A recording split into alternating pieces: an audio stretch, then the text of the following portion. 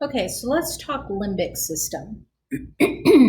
Anytime that you hear limbic in reference to human anatomy or the limbic system or the limbic part of the brain, you should think emotion, because this is the emotional part of our brain that is basically survival.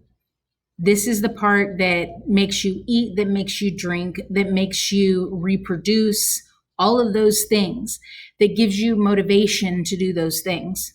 So, the limbic system, you have the pharynx. It is actually kind of part of two parts of your brain, the cerebrum and the diencephalon, before I forget to say that. You've got the anterior commissure. There's that interthalamic adhesion we talked about. The anterior nuclei of the thalamus, that was in the thalamus that we mentioned earlier. The septal area, that's actually the olfactory bulb. Remember, I don't know that we've ever discussed it. Olfactory is a fancy way of saying smell. Okay, so olfactory is just a fancy way of saying smell. So remember, I talked about earlier the fact that we have this association with smell and emotion. We recognize smells and we kind of link them to memories. So having the olfactory neuron as part of this limbic system makes sense. So you've got the olfactory bulb, the olfactory cortex, the mammillary body. Back here, there's that cingulate, thank you, gyrus, that fold. The corpus callosum, there's that habenula, making that link between emotion and smell. The hippocampus is here. Hippocampus is involved in making memories. Hippocampus is part of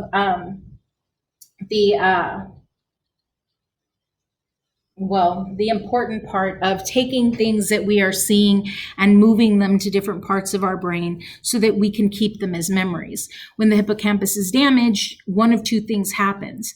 Either you don't have access to the memories that you've already made, or you have an inability to make new memories. Anybody who's ever seen a telenovela or soap opera knows you don't remember anything before the accident because everybody's always getting their head hit and then they don't remember anything.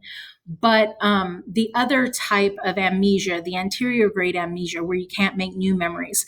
The two best movies that I can think to describe that would be 50 First Dates and Memento, where literally from the time of the accident forward, they don't make new memories. Now, the parahippocampal gyrus is down here. Again, it's that fold. And then down here is the amygdala. Now, the amygdala, like I said previously, is part of our self-preservation. It's the part of your brain that says, that's not a good idea, don't do that. Oh, I want to go and jump off a bridge. And the consequences of that are going to be bad. You're going to hurt yourself. That's going to be painful. You don't want to do that. People who have damage to their amygdala don't have that ability to do that. And usually when I'm in class, I talk about somebody robbing a bank. And they've got a gun to the teller's face, and the teller is screaming, and she's crying, and she's freaking out. And the gunman is screaming at her. Somebody who has damage to the amygdala can't recognize what's happening as dangerous.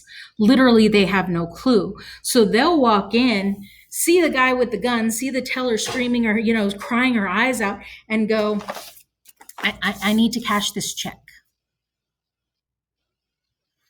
Gunmen start screaming at them, I'm going to kill you. I'm going to, take your life, whatever. And yeah, you can tell I'm a real criminal. I'm going to kill you. I'm going to shoot you in the head. And they'll look at them and go, I need to cash this check. They don't understand that their life is in danger. They don't understand the facial expression from the teller, and that they themselves, by doing what they're doing, are making this criminal who's trying to rob the bank even more agitated and putting her life in danger. That ability to do that is in the amygdala, and they don't have that anymore. There have been documented cases of this, but it's very rare, as far as I know anyway. Okay, So again, that's the amygdala, okay? Limbic system, emotional brain. We've got memory with the hippocampus. We've got self-preservation with the amygdala. The pharynx, if I'm not mistaken, is actually sexual gratification and reproduction. Yeah, okay. So we talked about the meninges in the spinal cord previously. Well, now we're going to talk about the meninges in the skull because there is something slightly different.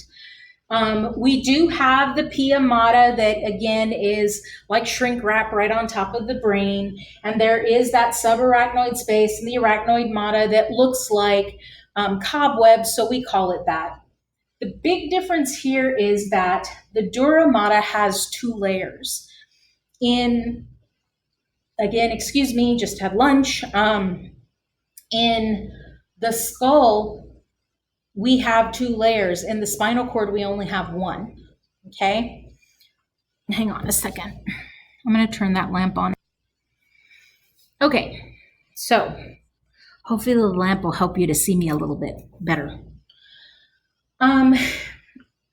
In the skull, around the brain, you actually have two separate layers of dura. There's an internal one called the meningeal dura that is the dura mater around the brain and then becomes the dura mater around the spinal cord. But you also have an outer layer to that right there. This is the periosteal dura. Technically, the periosteal dura is the endosteum of the skull. So remember the periosteum around bone and the endosteum on the inner surface of the bone? Well, the periosteal dura technically is the endosteum, but it also acts as a second layer for the dura mater inside the skull. You still have the subdural space. That still exists. There is still that space between the meningeal dura and the arachnoid mater, or the meningeal dura mater and the arachnoid mater. This is where subdural hematomas happen, bleeding in the brain. Okay, so skull, periosteal dura, meningeal dura, okay, right inside of that, the subdural space, the arachnoid mater, the subarachnoid space, the pia mater, okay? This is the cerebrum. This is that big lobe on top of your brain. There is a space between the meningeal dura and the periosteal dura right here. That is actually called the durovenous sinus, or the superior sagittal sinus. Remember, sagittal means right and left halves. This is one of the spaces where, and you will see this in a bit, we drain the cerebrospinal fluid. So, yep, that's that. So let's look at it a little more closely with a coronal section. So this is as if I've cut the body and now there's a front half and a back half, okay? You can still see the pia mater right on top of here. There's the space here that would be the subarachnoid space, the arachnoid mater, which is kind of a light pink here, okay, with our cobwebs. Then we've got the subdural space, okay. Here's my meningeal dura, here's my periosteal dura. And like I said, in between them, there's a space. This is that durovenous sinus because this is the meningeal dura, and the periosteal dura is out here, okay? Your two hemispheres have that huge fold in between the two hemispheres. We saw that from the superior view of our cerebral cortex. That fold is actually called the falx cerebri because it's in between the two hemispheres of the cerebrum. Excuse me. Goodness. It's not COVID. Anyway, that space, okay, even here, the inferior sagittal sinus, sinuses are spaces. Even in your skull, sinuses are spaces where air is, in this case, it's fluid, but it's still a space.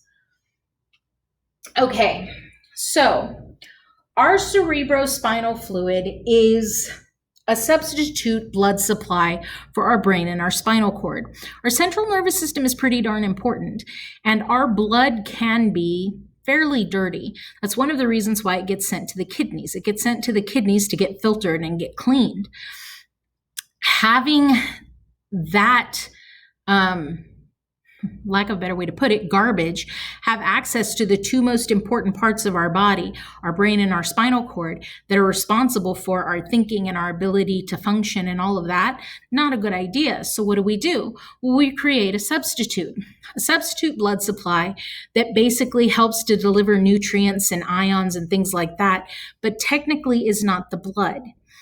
Now, that cerebrospinal fluid has to be produced and then circulated around.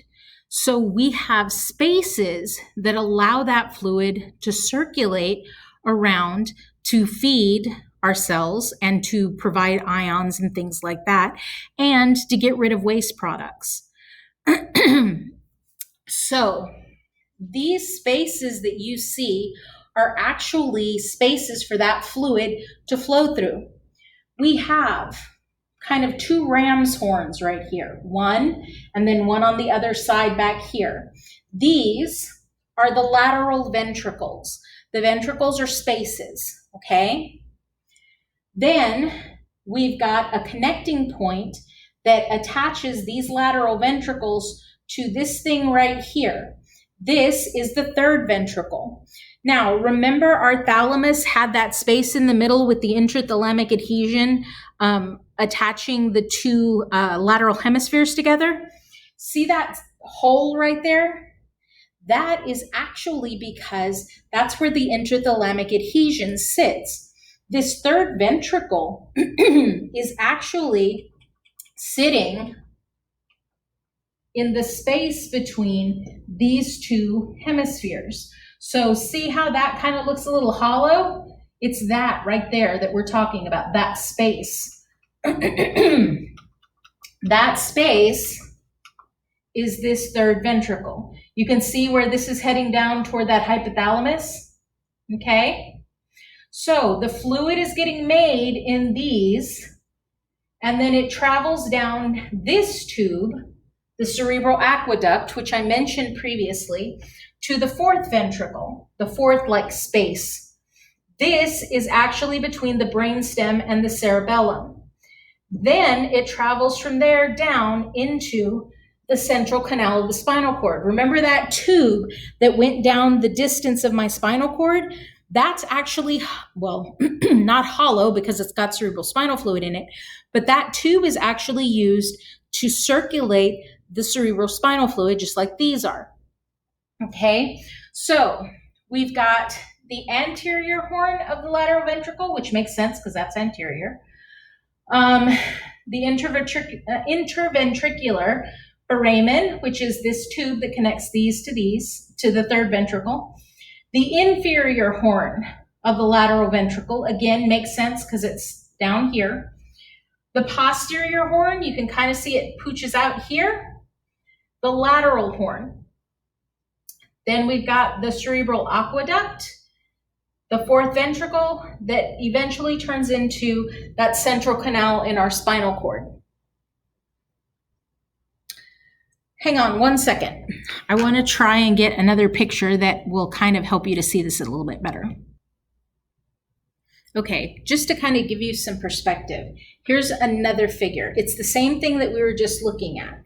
You've got the lateral ventricles, there's the interventricular foramen, here's the third ventricle, there's the cerebral aqueduct, the fourth ventricle, and it turns into that central canal in the spinal cord. Now let's look at it from a different angle. Instead of looking at it from the side, let's look at it from the front this way. Now, remember I said ram's horns. So here's one lateral ventricle on the left. Here's the other lateral ventricle on the right, because you're looking at it like you're looking at somebody's brain this way, okay? There are the intraventricular foramen connecting these two lateral ventricles to the third ventricle dead center. That's in between the two hemispheres of our thalamus. Then we've got the cerebral aqueduct connecting that to the fourth ventricle, which is basically between the brainstem and the cerebellum, and then that continues until it's the central canal of the spinal cord. So you can kind of see how these are all connecting together. Now you might say, okay, but where is this liquid coming from? So these right here, see how it's that pink scallopy looking thing? There's one here too. These are called the choroid plexus, okay? This is where we actually make these fluids, okay? So we've got a blood vessel covered in cells, literally covered, so that if I want fluid to go from inside this blood vessel up to the other area, which is the open area in the ventricles, it has to go through these cells. So it's gatekeeping. It's making sure that nothing just willy-nilly goes through. If the cell doesn't allow it to go through, it can't. But that fluid is getting produced in those choroid plexi in every one of those ventricles, the two lateral ventricles, the third and the fourth. Okay, so as this is made, it circulates around the spaces. The cerebrospinal fluid is found in the subarachnoid space. So between the pia mater and the arachnoid mater is where you find the cerebrospinal fluid. Now, the thing about it is that unlike your blood that has organs that are there to clean it once it's dirty and once it's picked up waste, we don't have that with the cerebrospinal fluid. It's made, it does its job, it delivers stuff, and it picks up waste. But then I don't have any way to clean it. So what do? Well, I dump it. Basically, it makes one round trip and then it's taken out and more is made. New is always made, new is always made, and old is always taken out. So where does that happen? That happens up here. Remember our sagittal sinus, right? The place between our two dura meninges in the skull. We've got these little drainage holes called arachnoid granulations that when the fluid gets there, it actually gets drained into that sagittal sinus where eventually it goes back into the bloodstream. So you've got these choroid plexus inside of your ventricles in the brain, and then you've got the arachnoid granulations draining, okay? So that's the brain. Let's talk cranial nerves. So, as I said before, the cranial nerves are the nerves that emerge from the brain. So we have basically 12 of them, okay? And they can be numbered from anterior to posterior, or they're named for basically what they do, how they work. So we have the olfactory nerve, or the olfactory bulb. We've got the optic nerve. That's going to be the part that's going to go to our eye for vision. Basically, this is the incoming route for vision. We have the oculomotor nerve. We have the trochlear nerve, the trigeminal nerve, 3, right? 1, 2, 3 branches, trigeminal. Okay, it's actually a fairly thick nerve. The abducens, the facial nerve, the vestibulocochlear nerve. Now I know you're probably going, okay. In your inner ear, you have three organs. You have the vestibule, the cochlea, and the semicircular canals. The vestibulocochlear nerve brings in information from the vestibule, the semicircular canals, and the cochlea, but primarily from the vestibule and the cochlea. That's why we call it the vestibulocochlear nerve, because it's coming from those two areas. The glossopharyngeal nerve, the vagus nerve, the hypoglossal, and the accessory. Okay, so let's look at the olfactory. Olfactory, again, is just a very fancy way of saying smell. So when we talk about the olfactory, it's actually right above our nose. Remember the ethmoid plate had the cribriform plate with the olfactory foramina? Those olfactory foramina are so that the nerves inside of our nasal cavity have a path to get to this guy right here so that he can carry the messages that they're picking up for what we're smelling to our brain. So that's the olfactory nerve, okay? We've got the optic nerve. So the optic nerve is actually bringing in the sense of vision from the two eyes. And as it comes in, it kind of merges. Remember I said I'd tell you what the optic chiasm was in a little bit? That's the optic chiasm. It's where they're merging, okay? Now, in most models, you don't see it looking like this. In most models, it looks like two little truncated ends right here. You can still see the optic chiasm, but you don't see that extension coming from the eye. You have to remember, this is sensory information, so it's incoming into the brain to tell you this is what you're seeing. Now, something else I want to point out, the pituitary is there. There are the mammillary bodies, okay? And the optic tract is just the path that this is taking to get to the part of your brain that actually does the decoding for what you're seeing. Okay, so the oculomotor nerve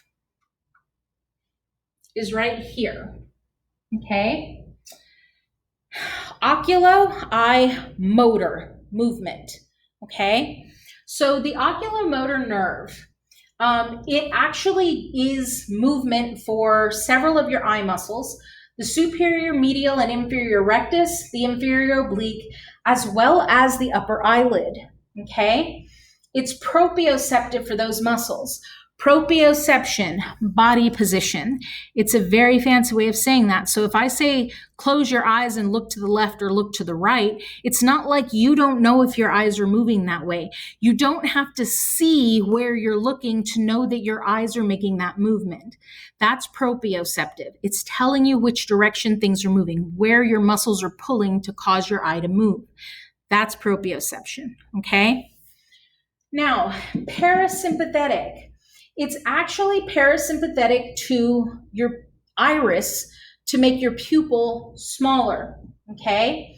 So it causes your iris to, one of your iris muscles to contract, making your pupil smaller, okay? It also functions with the ciliary muscles. Basically, you've got a lens that you can manipulate and bend so that the light coming into your eye is either spread out or focused. Those muscles are the ciliary muscles. So those muscles are also being controlled here. With the oculomotor nerve, a lot of times we know something's wrong. Remember I said the eyelid? A lot of times we know something's wrong with this nerve if that eyelid droops, like you can't get it to move properly. It means that for some reason, the nerve that controls it, this guy, there's something wrong with it. Okay, so the trochlear nerve, that's going to be this little dude right here, okay? The trochlear nerve basically controls one muscle in your eye, the superior oblique, okay? So the one that actually causes your eye to rotate down and lateral, okay? Yeah, and it's proprioceptive for that nerve. Again, telling you where your eye is relative to you moving it, even if your eyes are closed. So the thing about the eye muscles, they all have to cooperate together. So you've got the same tension on everybody, unless I'm trying to turn my eye in one direction or another. When one of those becomes paralyzed, let's say like the superior oblique, all of the other muscles are still pulling. And this one, the superior oblique that's wrapped around the top, isn't. It's not pulling anymore. So a lot of times people that have damage to the nerves that control the muscles, once they become paralyzed, their eye deviates. Instead of staying in place where I want it to be, I can't because that muscle doesn't respond anymore. It's paralyzed. Okay. The trigeminal nerve. Wow. That's terrible. I don't know why those green squares are there. This is the trigeminal nerve. See the 3? Oh, I know why it's there. I remember now. So trigeminal. You've got 3 branches. One goes to your bottom lip, one goes to your top lip, and the other goes to your eye. Okay? So here's the trigeminal nerve, 3 branches. These are the 3 places on your face that this goes to. So this is a very complex nerve.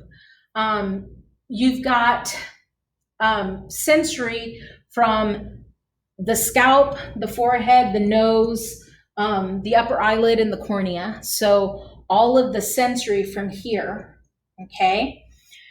You've got sensory from the palate, the upper jaw, the upper teeth, the gums, the nasopharynx, the nasal cavity, the skin and mucous membrane of your cheek, your lower eyelid, and your upper lip. So all of this from that second branch.